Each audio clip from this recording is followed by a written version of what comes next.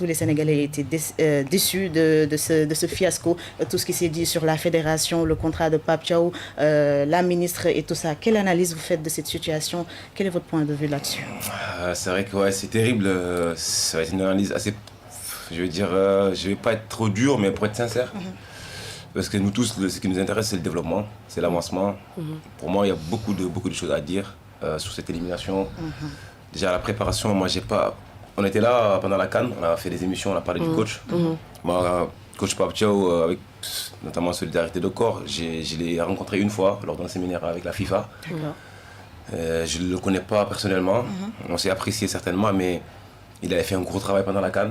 On avait une équipe du Sénégal qui était vraiment leader de ce tournoi, avec un jeu vraiment léché, avec des circuits de passe, avec une cognitivité, enfin il y avait tout.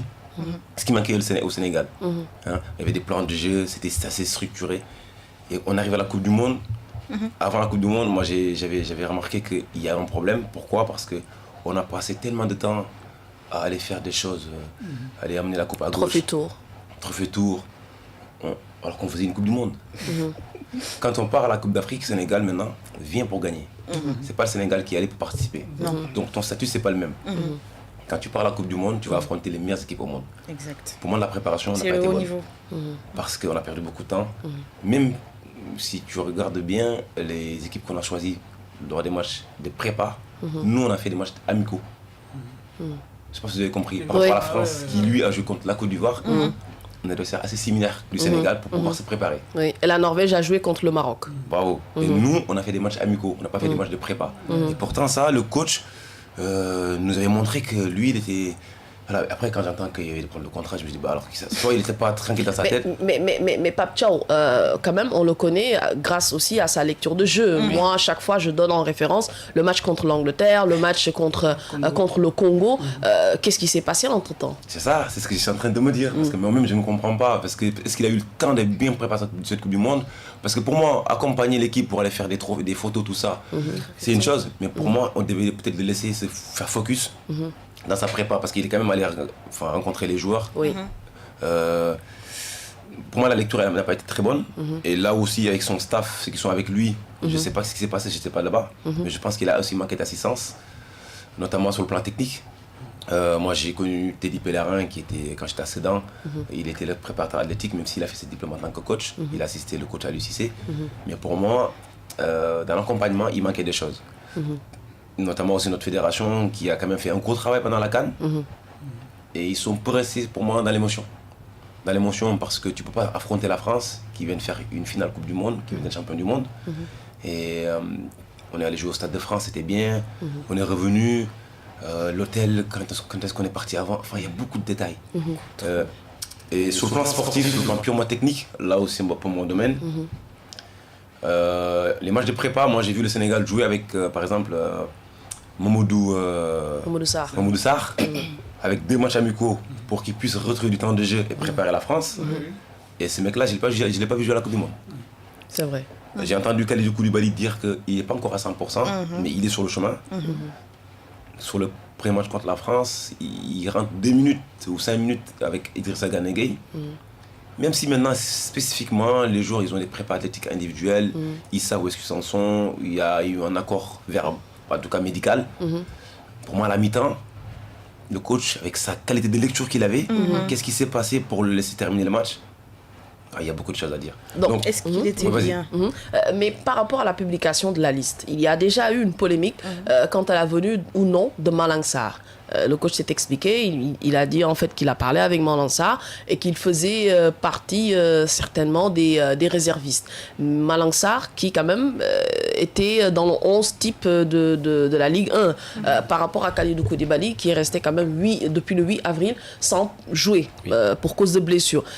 Là, est-ce que le coach n'a pas du tout été pris par l'émotion ou bien les sentiments vis-à-vis de ces cadres-là? Pour moi, il a été trop gentil. C'est vrai que les cadres, ils lui ont donné ce titre parce qu'il a quand même su leur redonner leur responsabilité. Mais en fait, le football moderne, ce que tu as fait hier, c'est terminé. Il faut switcher. C'est-à-dire que pour moi, il a été un peu gentil. Alors que pendant la CAN, il a été vraiment catégorique. ne pas appeler Koulibaly, ça serait pour moi une catastrophe. C'est le capitaine, c'est le responsable de... Il peut accompagner. Il peut venir peut-être en Coupe d'Afrique, il peut monter crescendo au niveau du rythme parce qu'on va gagner contre Sierra Leone, on va gagner contre Congo. Mais la Coupe du Monde, c'est tellement, le niveau tellement haut que tu n'as pas le temps. Sadio Mané, la Coupe d'Afrique, il commence crescendo, il monte. Mais la Coupe du Monde, c'est pas la même chose. Tu n'as pas le temps, il faut tout de suite être prêt. Donc, sa gentillesse, pour moi, ça lui a malheureusement amené là où il est, coach Pape. Parce que de nature, on le voit que c'est quelqu'un de gentil. Mais dans le football, quand il faut faire des choix, il faut le faire. Malang Sarr, pour moi, techniquement, dans l'équipe du Sénégal, c'était le seul joueur capable de prendre la place de Niakhaté. Parce que c'est un gaucher. Et des fois, quand on gagne contre le Maroc à la finale, on change de système en cours de match. C'est qu'il y a encore une qualité technique du coach. On passe à 3, on arrive à trouver des solutions de passe intérieure avec des dédoublements. Maintenant, si tu sors Niakhaté et qu'en cours de match, parce que c'est le 3e système du coach, qui va jouer à gauche? Et je te dis même techniquement, à la préparation, Mamadou Sarr sur le premier match, il joue axe gauche. Avec à droite, il y avait dans l'axe Seck, Abdoulaye Seck. Donc si tu vas dans la profondeur de la préparation, pourquoi Abdoulaye Seck va jouer à droite, sachant que contre la France, il ne va pas jouer? Si tu sais que tu prépares Sarr et qu'il va jouer avec Niakhaté, pourquoi Sarr ne joue pas à droite tout de suite pour trouver ses repères? C'est là où je me suis dit spécifiquement, qu'est-ce qui s'est passé avec le coach qui a été à un niveau très haut avec son staff pour faire du takalé. Parce que c'est le football, c'est des fois ça rôle. Ça ne pardonne pas. Gagne. Et puis du coup, qu'est-ce qui s'est passé? Niakhaté finalement reprend sa place alors qu'il n'a pas fait la prépa. Sarr ne joue pas à droite, Seck ne joue pas. On fait une défense qui n'a quasiment pas joué depuis la Coupe d'Afrique. Contre la France, contre Mbappé, et contre Barcola, contre Doué. Dembélé. Après, tu arrives le premier match, la France, tu fais une 45 minutes de haute facture. Et là, Sénégalais, on rentre dans l'émotion. On pense que, comme les Sénégalais ici, c'est mon bokeh, ma balle, il n'y a rien que d'eau. Gomme à faire, c'est une chose. Mais voir l'adaptabilité que cette première mi-temps, c'est pas censé être une deuxième mi-temps. Deschamps, le connaissant, il a fait une bonne lecture, il a fait des rectificatifs, et après on a été ouvert. On nous a tranché à l'intérieur. Parce que nous, on sait que Kalidou n'est pas prêt dans la profondeur. Donc qu'est-ce qui s'est passé? Deschamps, il a dit, écoute, ce jour-là, spécifiquement, on va travailler sur lui. Parce que physiquement, il n'est pas prêt. Prise de profondeur. Malheureusement, on a été éliminé, alors que pour moi, cette année, le Sénégal était pour moi la seule équipe africaine qui pouvait aller enfin dépasser un stade. Depuis que le football existe, l'Afrique n'a jamais été en finale. Et ça fait très mal. Effectivement, ça fait très mal. Aujourd'hui, si on n'arrive pas à reconnaître le Pape Thiaw qui nous a régalé durant la Coupe d'Afrique, qui a été un très bon coach, est-ce qu'il était dans les meilleures conditions pour coacher cette équipe-là avec le problème de son contrat? Est-ce qu'il était bien dans sa tête? Parce qu'avec le match contre la Norvège, selon des informations, il n'était pas prêt à aller sur le banc 5 heures avant le match parce que le contrat n'avait pas été encore signé. Non, pour moi, tu l'as dit, il n'était pas prêt. Pour moi, c'est pas normal. Un coach, il ne peut pas être bon et nul du jour au lendemain. Il s'est passé des choses. Moi, comme je l'ai dit avec les collègues, j'ai dit à sa place, il ne devait même pas aller à la Coupe du Monde. Parce qu'il avait la crédibilité. Moi, regardez qu'est-ce qui se passe en équipe de France. Moi, je suis rentré avant-hier de la France. Par rapport à ce que j'avais vu là-bas et ce que j'ai entendu. Ils ont déjà préparé Zidane 2 ans avant. Deschamps, il prend la place de Laurent Blanc 1 an avant. En fait, le changement se prépare. Aujourd'hui, Pape, il rentre dans la Coupe d'Afrique avec ce qu'il nous a proposé dans le jeu, le titre, les conditions. Le jour de la finale, il sort l'équipe, il prend des décisions. Moi, il arrive au Sénégal, avant nuit, il signe un contrat. Parce que si c'est quelqu'un d'autre, au Sénégal, donc vous êtes d'accord avec El Hadji Diouf lorsqu'il dit que si il aurait été à la place de Pape Thiaw, il n'allait jamais embarquer dans cet avion-là? Entièrement. Et moi, je suis... Mais lorsqu'il reçoit quand même l'appel du président de la République, voilà, comme un bon, si je peux le dire ainsi, entre guillemets, comme un bon soldat, voilà, il se dit, certainement, les choses vont se régler et j'y vais. Mais est-ce qu'il doit recevoir l'appel du président? Le président, il y a un ministère. Le ministère, il y a une fédération. Donc pour arriver jusqu'au président, il y a un process. Pour moi, il arrive au Sénégal, d'accord, on est content, c'est la coupe, on est euphorique, mais pendant ce temps-là, il faut qu'il y en a qui travaillent. Comme je t'ai expliqué, tu le sais très bien. Aujourd'hui, Didier Deschamps, Zidane, il se prépare à l'avance. Il monte son équipe. Oui. Pape Thiaw, il arrive au Sénégal, Gorgui, ton contrat il est là. Comme ça, tu prépares, tu as 2 mois pour préparer la Coupe du Monde. Donc forcément, quand il dit qu'il rate sa Coupe du Monde, c'est parce que lui aussi, quelque part, je lui en veux parce que tellement il m'a régalé, tellement je comptais sur lui pour être dans la continuité, parce que gagner, c'est un process. Aujourd'hui, on va recommencer encore à zéro. Il avait quand même monté une équipe qui a préparé le départ des cadres. Tu vas ramener un nouveau coach, Oui. ça va être un recommencement, et les conséquences vont être énormes. Même pour moi, là, le fait qu'il parte, je ne sais pas d'accord, moi. Ça, c'est mon avis. Hein. Je suis un Sénégalais, hein. C'est pas un coach qui parle, c'est le Sénégalais. Pour moi, on devait trouver un consensus Ouartane pour qu'il continue. Mais là, il y a une rupture de confiance avec les Sénégalais, avec la Fédé. Je ne sais pas comment ça se passait.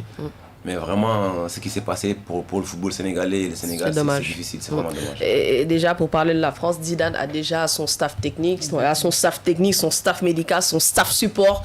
Donc, c'est-à-dire que c'est tellement structuré que vraiment, c'est incroyable. Alors que voilà, pour le Sénégal, ce qu'on a vécu durant cette Coupe du Monde-là, ce sont en fait ce que nous vivions il y a de cela, je ne sais pas, 15 ans. Voilà, on est carrément retourné en arrière, on se souvient de Bata, de Tamalé. Malheureusement, actuellement, le football sénégalais vit des moments difficiles. Dommage, c'est difficile parce que, encore une fois, la Fédé a fait un gros travail pendant la CAN, avant. Et pour moi, reculer de 20 ans en arrière, bon, après, cette fédération aussi, qui est nouvelle, qui vient de faire sa première CAN, apprend des choses. On se rappelle avec Maître Augustin, ses débuts, c'était un peu difficile aussi. Il a gagné en expérience. Pour moi, sortir les gens, c'est pas la solution. On devait profiter de cette expertise de Maître Augustin, même s'il est à distance, pour qu'il puisse accompagner. Parce que quand c'est nouveau, c'est difficile. Tout début est difficile. Pour moi, on n'a pas été allé chercher dans la profondeur des choses. On ne faisait pas une Coupe d'Afrique, on faisait une Coupe du Monde. Donc il faut apprendre de ça rapidement. Et c'est parce que moi, j'avais vraiment l'impression que cette année, le Sénégal avait quelque chose à aller chercher. Comme tout le monde. Hein. Je le pense vraiment, sérieusement. Parce que même quand tu regardes la première mi-temps contre la France, en fait, quand la France joue contre la Côte d'Ivoire en amical au Stade de France, moi j'avais peur avant, mais quand j'ai vu la Côte d'Ivoire, j'ai dit, ah, là peut-être qu'il y a quelque chose à aller chercher. Mais on n'a pas été dans la préparation. On a été à la Sénégalaise, dans l'euphorie. On va aller gagner la Coupe du Monde. Malheureusement. Malheureusement, effectivement. C'est dommage. Alors on va fermer cette grande parenthèse et finalement entrer dans le vif du sujet. C'était tout pour ce récap mondial. Et parlons maintenant de Mercato. On a vu qu'actuellement les joueurs sénégalais se font vraiment pister par les grands